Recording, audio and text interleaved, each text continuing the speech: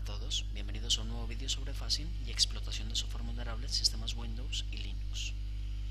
En este vídeo vamos a ver lo que es una bind shell y cómo podemos crear un shellcode que nos permita implementarla. Para empezar, una de las system calls más utilizadas para realizar conexiones de red en sistemas Linux es socket call.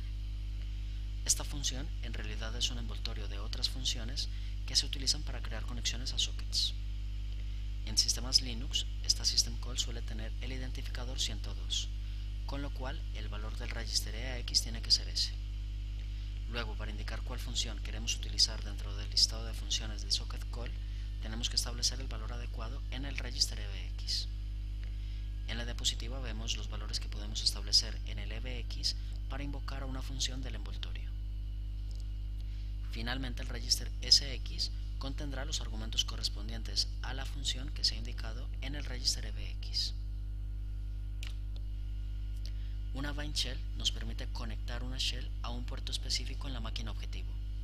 Suele ser un tipo de shellcode bastante utilizado, dado que le permite a un atacante acceder de forma directa a un intérprete de comandos en la máquina remota. Para crear una bind shell, en primer lugar necesitamos utilizar socket call con las funciones socket, bind, listen y accept.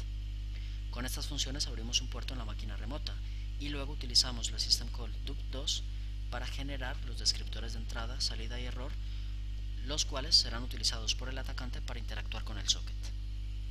Finalmente, como hemos visto en el video anterior, utilizamos la system call execve para ejecutar una shell.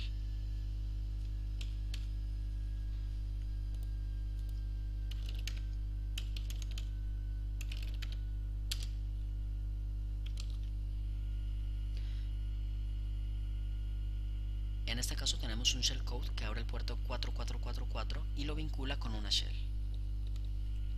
Lo primero que hacemos es limpiar el register EAX y establecer la system call socket call.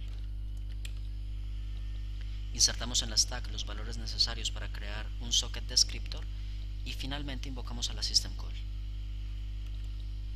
En este caso, el socket descriptor queda almacenado en el register EAX y dado que este register lo vamos a necesitar más adelante, guardamos su valor en el ESI. Luego invocamos a la función bind con el puerto que queremos vincular, que en este caso será el 4444. Posteriormente invocamos a la función listen, enviando como argumento el socket descriptor, que como recordaremos está en el register ESI.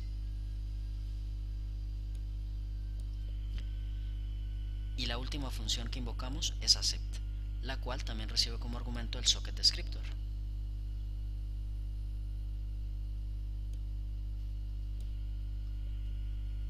Luego invocamos a la system call dup2 con el socket descriptor como argumento. Esto lo hacemos un total de 3 veces. Lo hacemos con el fin de generar los canales de entrada, salida y error que serán utilizados por el atacante para interactuar con la shell remota.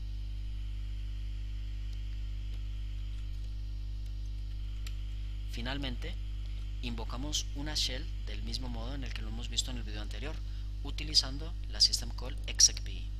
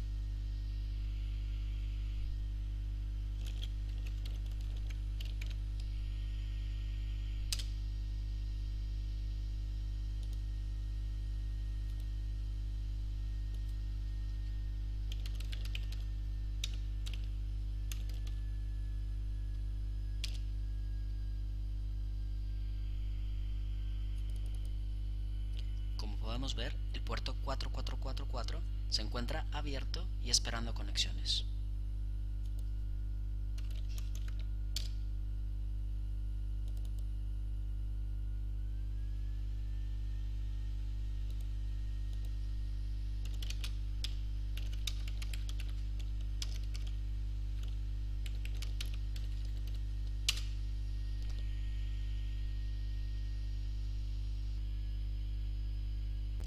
Aquí vemos como al conectarnos al puerto que hemos abierto con el shellcode, recibimos una consola en el sistema comprometido. Esto es un ejemplo muy práctico de lo que es una Vine Shell.